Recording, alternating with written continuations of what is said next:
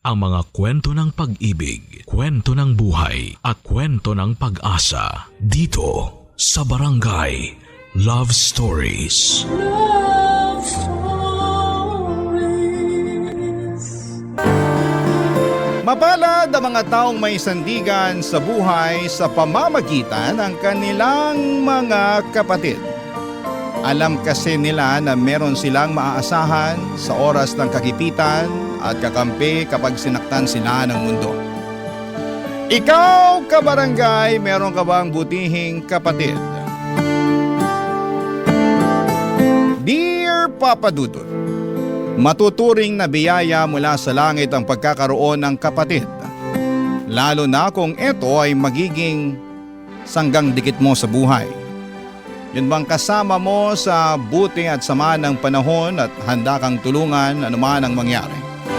Bata pa lamang ay pangarap ko na talagang magkaroon ng kapatid, Papa Dudut. 8 taon din kasi akong naging solong anak ng mga magulang namin. Hirap din kasing magbuntis si nanay at matuturing na himala sakaling mabigyan pa nga nila ako ng kapatid. Pero mabuti ang Diyos. Dahil pinagkaloob nila ang katuparan ng kahilingan ko nang ampunin nila si Clark. Pero bago ko ipagpatuloy ang pagkukwento ay gusto ko munang magpakilala sa inyo at sa mga kabarangay natin. Ako nga pala si Jaymon, 34 years old at taga Silang Cavite. Sa kasalukuyan ay masasabi ko na masaya ako bagaman may kulang sa buhay ko. Paano nangyari yon? Siyempre kasama ko ang aking pamilya at silang rason kung bakit ako nagpapatuloy sa buhay. Ngunit ano nga ba ang kwento ng aming pamilya? Yan ang dahilan kung bakit napasulat ako sa programa ninyong Barangay Love Stories. Magsisimula ang lahat ng 23 anyos pa lamang ako at 15 anyos naman si Clark, Papa Dudut.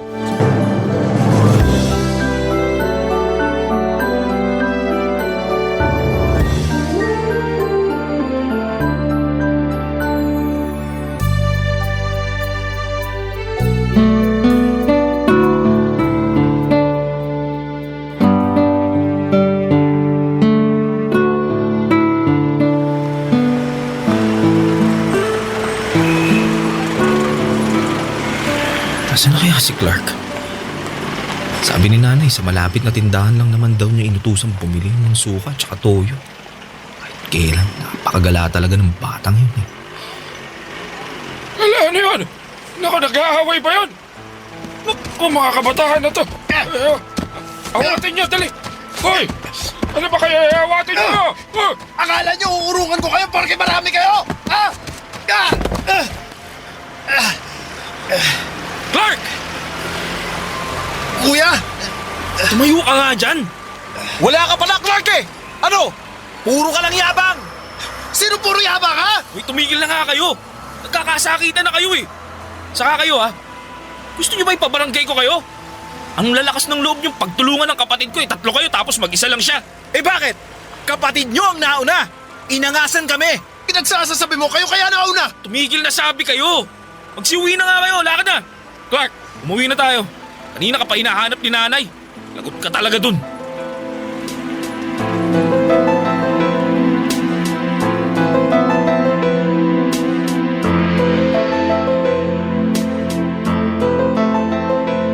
Nay, na yung magaling yung anak.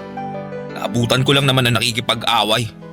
Siya lang mag-isa tapos 3 pa yung kalaban. Kaya ko naman sila kung hindi ka lang sana umiksena, kuya eh. Ano kaya? Kitang-kita ko, hinahalikan mo na nga yung semento pagdating ko eh. Clark naman! Ano bang naisip mo't nakipag-away ka pa? Tingnan mo nga yung itsura mo. May pasa ka sa labi, may gasgas ka sa kamay. Sigurado ka bang ayos ka lang? Eh, baka mamaya may bali ka pa, ha? Halika, ipapadoktor kita. Wag na, Nay. Ayos lang naman po ako. Mababaw lang naman mga sugat ko eh. Saka gagastos pa kayo. Inaalala ka lang naman ni nanay. Saka ako rin. Malay ba namin na tinitiis mo lang pala tapos may masakit na pala sa'yo? Ay, kuya naman eh. Ano ba kasing nangyari? Totoo ba na inangasa mo sila kaya ka nila pinagsusuntok? Siyempre hindi. Sila kaya nauna, inaasar nila ako kaya pinatulan ko. Akala nila mananahimik lang ako sa isang tabi ha. Di ako ganun tao no. Pero sana nagtimpi ka pa rin. Lalo 3 sila, mag-isa ka lang. Di naman sa lahat ng pagkakataon, papairalin mo yung pikon mo. Di mo sila kailangan patulan. Paano na lang kung napuruhan ka, di ba? Tama ang kuya mo, Clark. Pinag-alala mo kami. Mabuti pa, gamutin ko na muna yan sugat mo, ha? Tapos pumunta tayo ngayon din sa ospital para ipa-check up ka. Nay naman wag na. Huwag ka na lang kumontra. Papadudot, pinadoktor namin si Clark at buti na lamang dahil wala naman siyang baling buto sa kanyang katawan. Kaya nga napanatag kami ni nanay. Habang pauwi ay kung todo sermon ulit siya sa aking kapatid na napapailing na lamang dahil wala naman itong magawa. Kabaligtaran ko ng ugali ang kapatid kong si Clark, Papadudot. Mahiyain ako samantalang malakas naman ang loob niya. Mabibilang lamang sa mga daliri ko sa kamay ang mga taong pinagkakatiwalaan ko kumpara sa kanya, na halos kaibigan ang lahat. Madaldal din siya, tahimik lamang ako. Masipag akong mag-aral noong nasa edad niya pa lamang ako, ngunit may pagkabulakbol at hindi seryoso sa pag-aaral niya ang aking kapatid. Palaway din talaga siya dahil mabilis mapikon. Sa kabila ng mga pagkakaiba namin ay mahal namin ni Clark ang isa't isa, Papadudot. Vocal ang kapatid ko sa pagsasabi niya na iniidolo niya ako sa maraming bagay. Tulad ng pagtugtog ng gitara.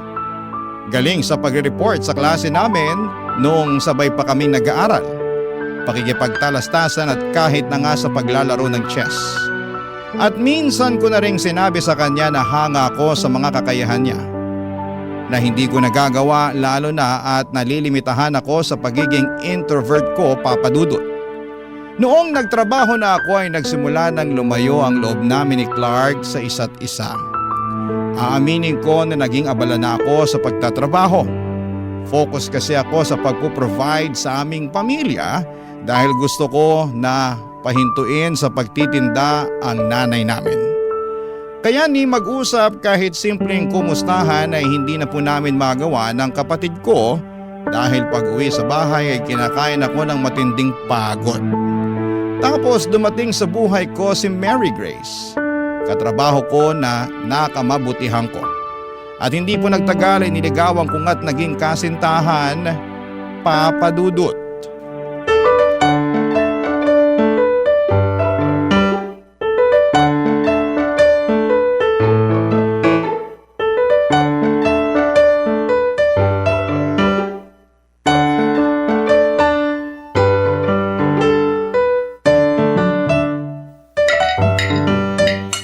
Kain ng kain, Mary Grace. Sarap ang luto ng nanay ko. Oo nga eh. Paborito ko na tong potsero. Panalo! Nako salamat naman kung ganon dahil nagustuhan mo na. Excited po talaga ako na matikman tong specialty ninyo. Kasi laging binibida ni Jaymon tong luto ninyo. Talaga? Nako, bigla tuloy akong nahiya. Wag na po kayong mahiya, Nay. Tsaka, totoo naman po yung kinukwento ko kay Mary Grace eh. Tingnan nyo, enjoy na enjoy siya oh. Totoo po. Ang sarap-sarap talaga ng luto nyo. Naku, mukhang mapaparami ako ng kain ito. Ayos lang yan. Basta kumain lang kayo ng kumain, ha? Masaya talaga ako na sa wakas may pinakilala ng girlfriend tong anak ko si Jaymon. At saka, sana ikaw rin ang mapangasawa niya. Ay naman, asawa talaga agad. Oo, bakit? Ayaw mo ba? Gusto pero mga bata pa po kami ni Mary Grace. Saka gusto pa po naming i-enjoy ang pagiging mag-boyfriend at girlfriend namin. Tama po si Jaymon, tita. Ay, oo naman, syempre. Teka, asan po pala si Clark? Bakit di natin siya kasabay kumain ngayon? Ay, nako, yung kapatid mo, hindi pa rin umuuwi. Talaga po? Sana naman kaya pumunta yung batang yun. Andito na po ako. Oh, Clark, anak, mabuti naman ay naisipan mo pang umuwi. Uwi mo naman, Nay. Hindi pa naman hating gabi. Ha? Ano sabi mo? Hoy Clark, ba't mo sinasagot ng ganyan si nanay? Bakit, kuya? Pagagalitan mo rin ba ako? Napapansin ko parang pinagtutulungan nyo na ako ni nanay ah. Hindi naman yata patas yun. Dalawa kayo, mag-isa lang ako. Wala kaming ginagawang masama sa'yo ng kuya mo. Tsaka, saan ka ba nanggaling? Bakit ngayon ka lang? Sa classmate ko, may ginawa kaming project. Talaga lang project? Kung ayaw mo maniwala, edi wag. Clark, ano ba? Ay, naku, pasensya ka na Mary Grace ha. Nakita mo pa tuloy paano kami mag-away. Pero hindi kami nag-aaway-away dito ha. Pinagsasabihan lang namin yung... May bisita pala kayo? Ay, oo nak, kaya pwede ba umayos ka? Sino ka naman ha? Hoy Clark, ba't ganyan ka magtanong? Hindi naman ikaw tinatanong ko kuya yung bisita. Hi, ako si Mary Grace. Girlfriend ako ng kuya mo. Girlfriend? Wow, may girlfriend ka na pala kuya tapos di mo man lang nakwento sa akin? Sa bagay, busy ka na nga pala sa ibang bagay. Sino na lang ba ako para pagkwentuhan mo, di ba? Clark naman. Kaya nga sinama ko rito sa bahay natin si Mary Grace para makilala niyo ni nanay. Nakilala ko na siya, ayos na yun. Buti pa matutulog na ako. Ano, hindi ka nakakain? Busog po ako, tsaka inaantok na ako eh. Naku Mary Grace, pasensya ka na talaga ha. Ganyan lang talaga yung ugali ng anak kong yun. Nako, wala naman pong kaso yun tite. Baka pagod lang talaga si Clark. Kaya mo, kakausapin ko na lang po si Clark bukas na.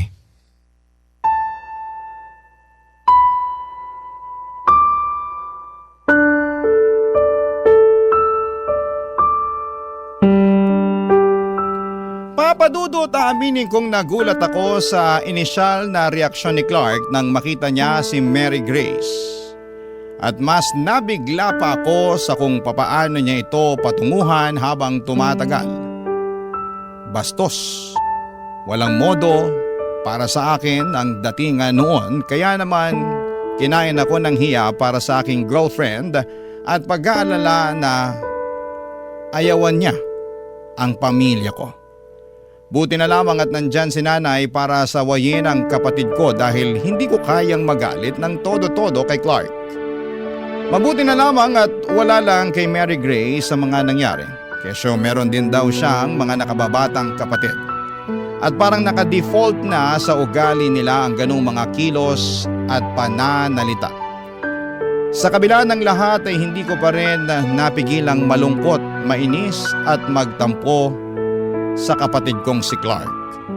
Dahil pakiramdam ko ay hindi lang sina nanay at Mary Grace ang binastos niya ng gabing yon, kundi ako rin na kuya niya. Kaya nga ginawa ko ang bagay na sa tingin ko ay nararapat kong gawin, at yon ay ang kausapin siya. Pero nauwi lamang ang pag-uusap namin sa matinding pag-aaway.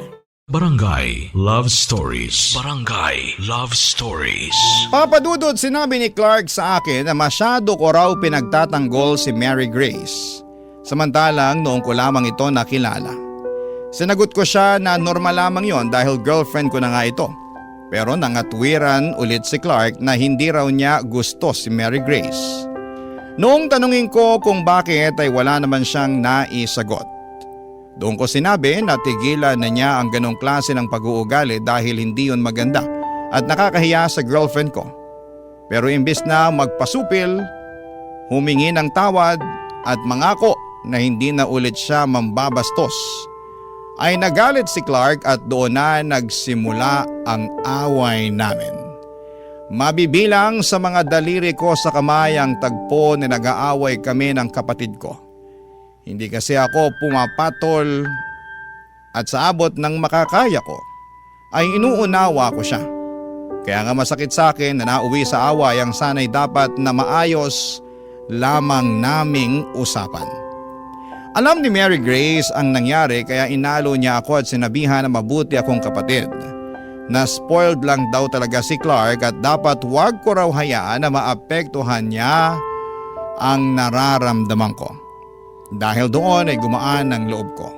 Hindi nagtagal, lagi nang nasa bahay namin si Mary Grace, bagay na madalas na kinakainis ng kapatid ko.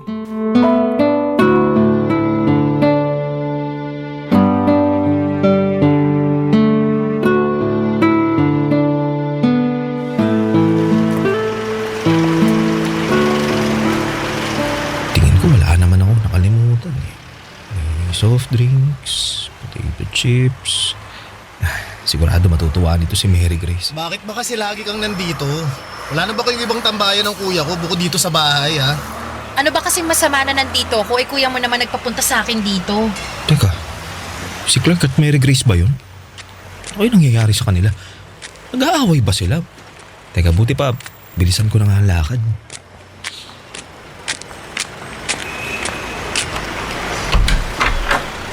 Ano? Sumagot ka, tinatanong kita eh. Uy, ano nangyayari dito? Buti naman dumating ka na, Jaymon. Bakit? May problema ba? Tsaka, ano yun? Nag-aaway ba kayo ni Clark? Hindi wala akong ginagawa dyan sa jowa mo, no? Anong wala? Kanina lang tinataasan mo ako ng boses. Jaymon, yung kapatid mo inaaway ako.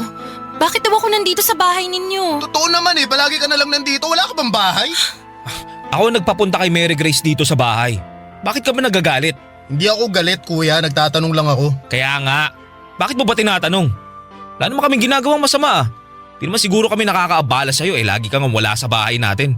Bigla-bigla ka na lang susulpot kung kailan mo gusto tapos magkakaganyan ka pa. Bakit? Bahay ko rin naman to ah. Ayaw nyo nga magsama ako ng barkado ko rito tapos ikaw, sama ng kung sino-sino? Hindi kung sino-sino lang si Mary Grace. Girlfriend ko siya, Clark. Tsaka, bakit ka ba nagkakaganyan ha? Ano ba problema mo? Wala. Parang di naman yata tama yung ugali mo na yan. Kailan ba ako gumawa ng tama sa paningin nyo ni nanay ha? Lagi na lang masama tingin nyo sa akin eh. Buti pa makaalis na nga lang sa pamamahay na to. Teka, sandali lang. Bakit ba? Anong bakit ba malapit na maghapunan? Pauwi na yung sinanay, bumili lang ng ulam. Ka na umalis. Kakain na tayo maya-maya. Ayoko nang kumain na wala na ako ng gana. Clark naman. Hayaan mo na lang siya. Masyadong maarte. Mary Grace. Totoo naman ah. Narinig mo nga kung paano kasagot-sagutin, no? Akala mo kung sinong kaya nang tumayo sa sarili niyang mga paa? Edi ikaw na magaling. Ako talaga. Ano ba? Manahimik na nga kayo. Huwag na kayong mag-away.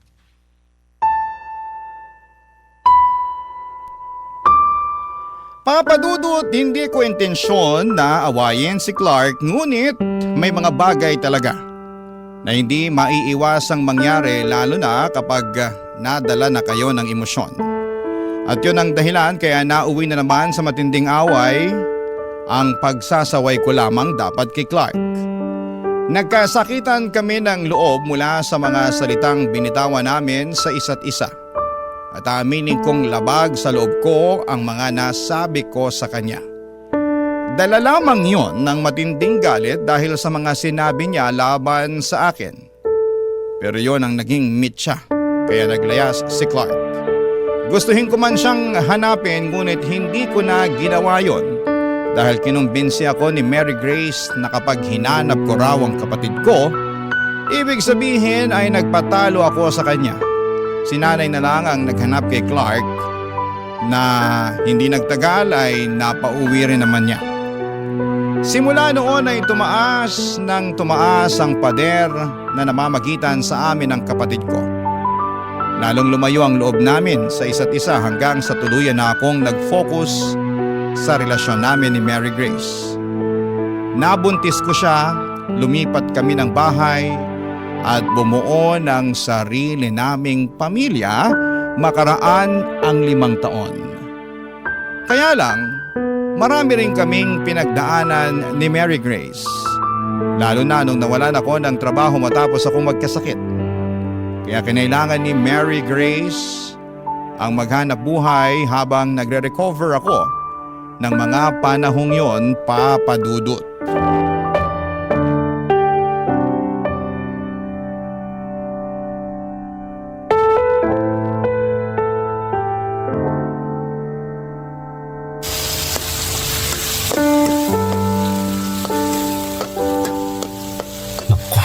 Sigurado magugustuhan ni Mahal tong ulam na niluto ko.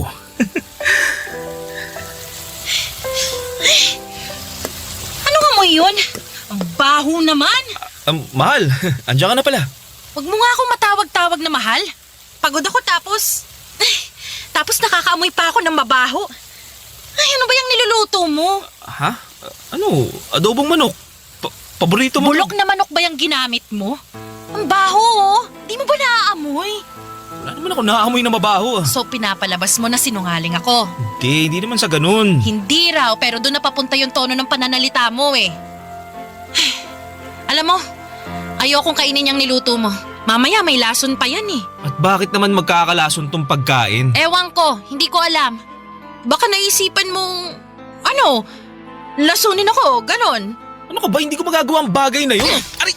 Bakit mo ba ako inampas ng bag mo? Aba, dapat lang. Subukan mo lang na gawin ang bagay na yun ha. Wala nang maghahanap buhay para sa pamilyang to. Wala na kayong panggastos at pangbili ng pagkain ng anak mo. Hindi ko nga magagawa yun. Tsaka, mahal kita. Bakit kita lalasunin, di ba? Talaga? Mahal mo ko? Oo! Oo naman! Mahal kita! Kaya nga, pinagluto kita ng masarap oh. Kala ko, magugustuhan mo eh. Ang totoo, kumain na ako. Busog na ako. Ha? Bakit ka kumain? Di ba sabi ko kanina, bago ka pumasok sa trabaho, magluluto ako ng masarap? Inubos ko pa naman yung natitira kong pera pambili niyan tapos, teka, sino palang kasabay mong kumain? Sabihin mo, sino? Ay, bakit mo ba tinatanong? Ano ba pake mo, ha? Tsaka bawal na ba akong kumain? Sa nagugutom ako. Hindi naman, pero… Wala ka nang pakialam kung sinong kasabay kong kumain. Buti pa, ikaw na lang ang kumain niyang niluto mo. Amoy pa lang hindi na masarap eh. Pipilit mo pang masarap. Mary Grace naman. Buti pa, matutulog na ako, Jaymon. Pagod sabi ako eh. Sa pamaga pa ako bukas sa trabaho. Mary Grace, teka lang. Bakit ba kasi? Ngayon na nga lang tayo nagkita Ano bang pinagsasabi mo ngayon lang tayo nagkita? Magkasama tayo sa bahay, di ba? Oo, pero ngayon lang tayo nag-usap. Pagising namin ng anak mo, wala ka na. Lagi kanyang hinahanap sa akin. Namimiss ka raw niya. Namimiss ka na namin. Wala akong panahon sa kadramahan yung mag-ama, ha? Nagtatrabaho lang ako. Natural, lagi akong wala rito sa bahay. Alam mo naman yun, di ba? Kung hindi ka lang sana nagkasakit, di ako yun nandito sa bahay at ikaw ang naghahanap buhay. Pasensya ka na. Pasensya mo mukha mo. Masyado kang madamdamin. Daig mo pa yung babae. Diyan ka na nga. Natutulog na ako sa kwarto. Linisin mo yung pinaglutuan mo, ha? Kung hindi, lagot ka talaga sa akin. Papa Dudut, naging maayos naman ang pagsasama namin ni Mary Grace ng 1 taon bago dumating ang baby namin. Ngunit nagbago ang lahat noong nakapanganak na siya. Hindi ko alam kung postpartum nga ba yon, pero bukod sa pagiging malungkutin ay naging mainitin na rin ang ulo niya. Buti sana kung sa akin lang, pero damay ang anak namin. Noon pa man ay mabilis na talagang pumitik si Mary Grace. Kaya nga hanggat maaari ay hindi ko siya ginagalit. Tawagin niyo na akong under desaya, pero kung pwede ko naman siyang unawain ay ginagawa ko. Hindi ako sumasagot kapag nagagalit siya. Hindi ako nangangatwiran para hindi na lumala pa ang gulo. At hanggat maaari, gusto kong daanin sa mahinahong usapan ang lahat. Pero habang tumatagal ay napapansin ko na lamang na nagiging mabigat na ang kamay sa akin ng kinakasama ko. Barangay Love Stories. Barangay Love Stories. Papa Dudut, kapag nahihirapang mag-express ng feelings si Mary Grace, sa mga away namin, lalo na ng galit, ay nauuwi yon sa pananakit niya sa akin. Noong una ay hindi ko naman iniinda yung mangilan-ngilan niyang mga kurot, hampas at pagpalo. Pero nakasanayan na lang niya na saktan ako hanggang sa unti-unti ay nararamdaman ko na lamang ang gigil niya para sa akin. Marami siyang problema na hindi niya masabi sa akin ng matino at hindi naman ako manghuhula para hulaan ang mga bagay na yon. Hindi rin ako marunong bumasa ng isipan kaya nahirapan talaga ako ng husto. Naunawain ang galit niya para sa akin at sa anak namin. Alam ko sa sarili ko na hindi ako nagkulang sa pagiging provider noong nakakapagtrabaho pa ako. Bagaman hindi ako perpekto pero ginawa ko naman ang lahat, Papa Dudut. Kaya lang ay naging mapaghanap si Mary Grace. At lalong bumaba ang kumpiyansa ko sa aking sarili dahil sa pinaparamdam niya sa akin. Doon ko mas kinailangan ng aking kapatid na si Clark. Simula kasi nang bumukod kami ng bahay at nagpamilya ni Grace ay hindi na ulit kami nabigyan ng pagkakataon na mag-usap ng kapatid ko. Pero isang araw, bigla na lamang sumulpot sa apartment namin ang kapatid kong si Clark. Bagay na hindi ko lubos na inaasahan.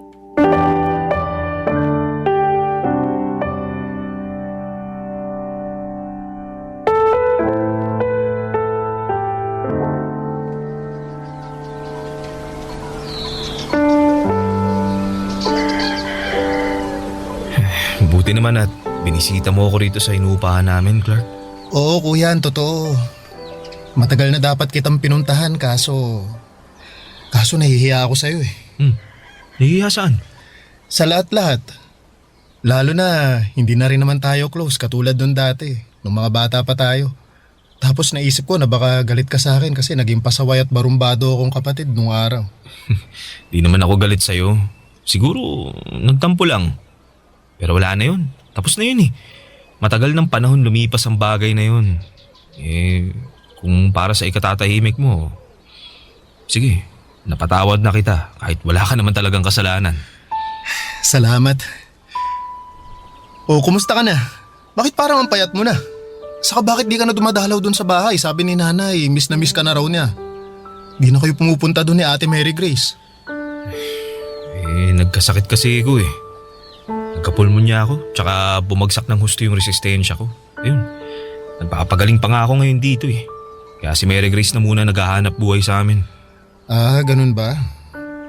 Bakit naman hindi mo man lang sinabi sa amin? Sana napuntahan ka man lang namin. Ayaw ni Mary Grace eh. Paano ayaw? Ayaw niyang ipasabi sa inyo kasi raw ayaw niya na kayong maistorbo. Tsaka kaya naman daw namin eh. Problema na raw namin yun. Kuya, hindi naman kayo nakakaistorbo. Ano ba namang klaseng katwiran yun? Hindi ko maintindihan.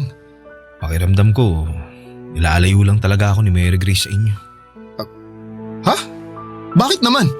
Ewan, di ko alam. Basta, ayaw niya na pag-usapan namin yung tungkol sa inyo. Dapat daw, di ko na kayo hanapin. Lalo na kasi, di naman daw tayo magkasundo. Yun din ang rason niya kaya di na ako nakapunta sa bahay natin para bisitahin kayo. Kayo ni nanay. Sandali lang, sandali. Hindi ko maintindihan. Ang lakas naman ang tama ni Mary Grace. Ayos lang naman yun. Iniintindi ko na lang siya kasi pag sumagot pa ako baka mag-away lang kami nun. Tapos pagsalitaan niya pa ako ng masasakit at isumbat na di ako nagtatrabaho at siya naghahanap buhay. O di kaya baka masaktan niya pa ako. Masaktan? Teka lang kuya. Anong ibig mong sabihin?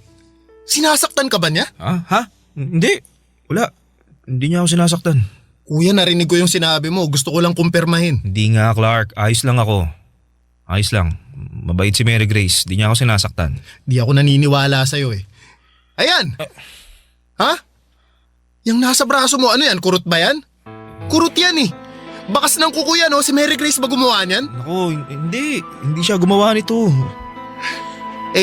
Itong pasa sa kamay mo. Pati ang, ano yan? Sugat ba yan? Kuya, hiwa ba yan ng kutsilyo? Saan? Ayan, sa kabila mong braso. Ano? Kuya, sinasaktan ka nga nung baliw na babaeng yun. Shhh! Uy! Kamaingay!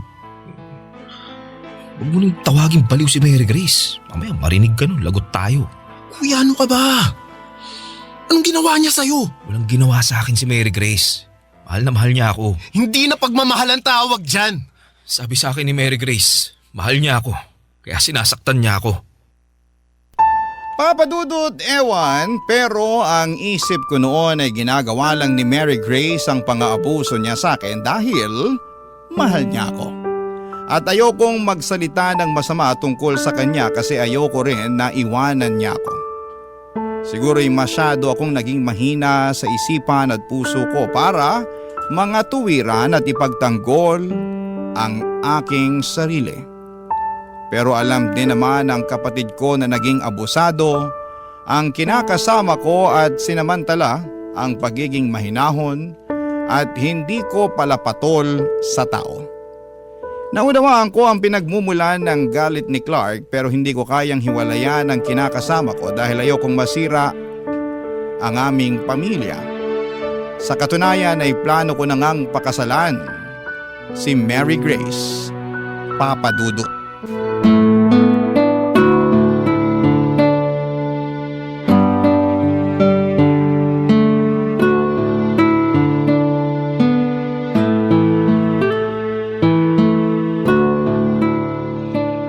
Mary Grace, will you marry me? Anong sabi mo? Tinatanong kita kung pumapayag ka bang pakasalan ako. Gusto na kasi kitang maging asawa eh. Paano kung sabihin ko sa'yong ako naman ang may ayaw na makasal sa'yo at maging asawa ka? Bakit naman? Di ba matagal naman na nating plano na magpakasal?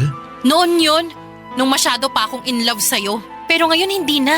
Kasi narealize ko na marami pang ibang lalaki dyan bukod sa'yo. Yun bang kaya akong bigyan ng magandang kinabukasan? Yung hindi na ako magtatrabaho para buhayin ang pamilya natin? Yung magaling din sa kama? Di katulad mo? Teka, anong ibig mo sabihin? Ang hina mo naman umintindi, Jaymon. Kailangan ko pa bang ipaliwanag ng mabuti sa'yo para maintindihan mo? Sa hindi ko nga talaga maintindihan. Oh, sige! Sige. Ipapaliwanag ko sa'yo para maintindihan mo. Makinig ka mabuti ha, dahil hindi ko na uulitin ang sasabihin ko. Jaymon, may iba na ako. At plano ko nang sumama sa kanya. Ha? Ano sinasabi mo? Bakit ka naghanap ng iba, Mary Grace? Dahil ayoko na sa'yo. Pagod na akong makisama sa tulad mo, kaya naghanap na ako ng iba. Swerte dahil meron na akong nakilalang mas higit pa sa'yo. Yung mas gwapo, mas mapera, mas magaling sa kama. Kaya dyan ka na. Aalis na kami ng anak mo. Iiwan ka na namin. Wag niyo akong iwan. Parang awa niyo na, Mary Grace. Parang awa niyo na, wag kayong umalis. Wag! Mary Grace!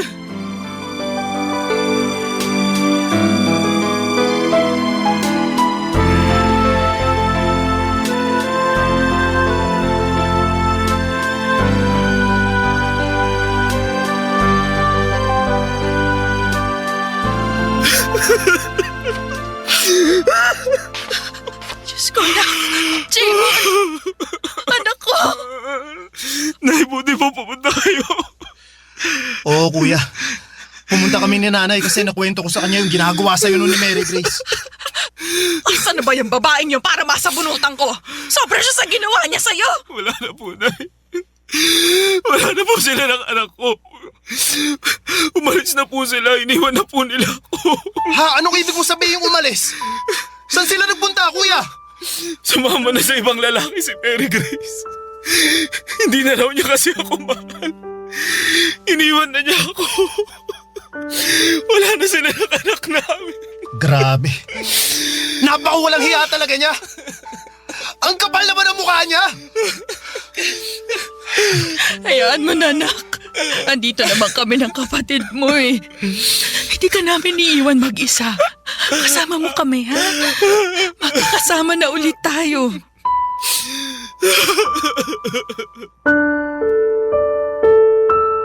Papadudot malaking bagay ang pagdating ni Nanay at Clark sa apartment namin noong araw na yon. Dahil baka kung ano pa ang nagawa ko sa aking sarili kung wala sila. Sobra po akong nanghihina at nalulugmok ng mga panahon na yon at hindi ko matanggap na iniwan na lamang ako ng ganon kabilis ni Mary Grace. Tangay-tangay pa ang anak namin. Matagal bago ako nakarecover pero buti na lamang at hindi ako sinukuhan nila nanay at ni Clark. Si Clark ang kasakasama ko sa aking counseling dahil kinailangan ko yon upang makausad sa trauma mula sa pang-aambuso sa akin ng dati kong kinakasama. Sa kasalukuyan ay masasabi ko na nasa maayos naman ang disposisyon ko sa buhay, sa araw-araw na ginawa ng Diyos. Ay nabibigyan ako ng pag-asa na tuluyan na akong makakawala sa masakit kong nakaraan. Hanggang dito na lamang po, Papa Dudut, ang sulat ko at maraming salamat po sakaling mapili po ninyong i-ere ang aking kwento sa inyong istasyon. God bless and more power sa inyong lahat. Ang inyong forever kapuso at kabarangay, Jaymon. Anong say mo sa Barangay Love Stories na ito? Pagkwentuhan natin sa comment section yan.